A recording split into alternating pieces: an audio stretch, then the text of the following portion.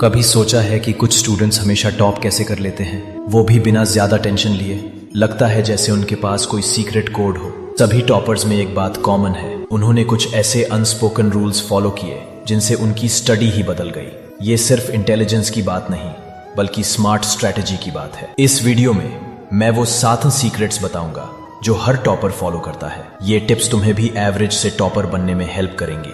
चलो शुरू करते हैं। The power of micro studying. ज्यादातर स्टूडेंट सोचते हैं कि टॉपर बनने के लिए 10-12 घंटे पढ़ना पड़ता है, पर एक टॉपर जानता है कि फोकस जरूरी है, टाइम नहीं। इसलिए वो माइक्रो स्टडीइंग यूज करते हैं। लंबे अनब्रोकन स्टडी सेशंस के बजाय वो अपना टाइम 25 मिनट के फोकस्ड बर्स्ट में तोड़ देते हैं। अपने माइक्रो स्टडीइंग सेशंस के लिए 25 मिनट का टाइमर सेट करो। फोन को दूसरे रूम में रखो। गोल है उस शॉर्ट टाइम में 100 फोकस करना। 25 मिनट के बाद 5 मिनट का ब्रेक लो। ये सिंपल रूटीन तुम्हारे दिमाग को फ्रेश रखेगी और तुम डिस्ट्रैक्ट होकर 4 घंटे पढ़ने से ज्यादा एब्जॉर्ब कर पाओगे। The one source principle. Imagine करो एक बिल्डर जो 10 अलग अलग कंपनियों के टूल्स से घर बनाने की कोशिश कर रहा है। वो टूल्स को समझने में ही आधा टाइम वेस्ट कर देगा। पढ़ाई भी ऐसी ही है। टॉपर्स एक बुक से दूसरी बुक या एक यूट्यूब चैनल से दूसरे पर नहीं कूदते। वो एक मेन रिसोर्स चुनते हैं, जैसे NCERT, एक स्पेसिफिक टीचर या एक कोर्स, और उसी पर टिके रहते हैं। इससे कंफ्यूजन खत्म हो जाती है और नॉलेज का एक स्ट्रॉन्ग फाउंडेशन बनता है। इस प्रिंसिपल को फॉलो करने के लिए तुम अपने रिसोर्सेज को क्लासिफाई करो। जैसे मैथ्स के लिए मैं NCERT और एक ऑनलाइन टीचर को फॉलो करूंगा। साइंस के लिए मैं सिर्फ अपनी स्कूल टेक्स्ट बुक पढ़ूंगा।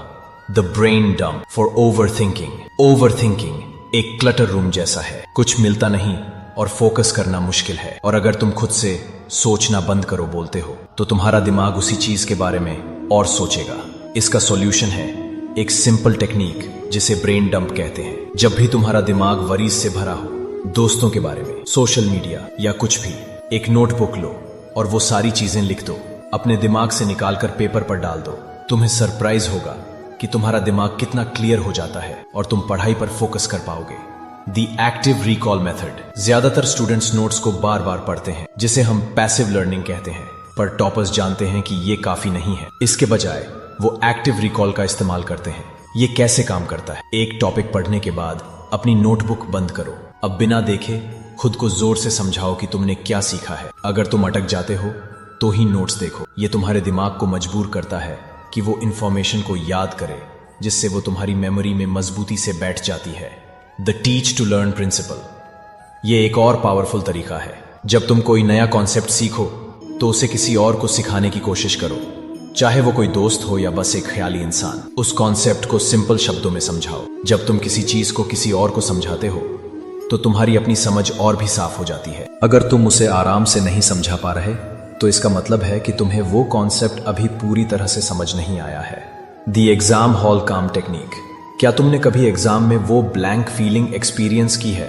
आंसर याद है पर जुबान पर नहीं आ रहा। ये एग्जाम एंजाइटी है और टॉपर्स को इससे डील करना आता है। पहला, अच्छी नींद। एक फोन बिना चार्ज किए काम नहीं करेगा, तुम्हारा दिमाग भी नहीं। एग्जाम से पहले पूरी नींद लेना बहुत जरूरी है। दूसरा, ब्रीदिंग। अगर तुम्हें एग्जाम में ऐसा लगे तो 30 सेकंड के लिए आंखें बंद करो, सांस लो 4 सेकंड के लिए, 4 सेकंड होल्ड करो और 4 सेकंड में सांस छोड़ो।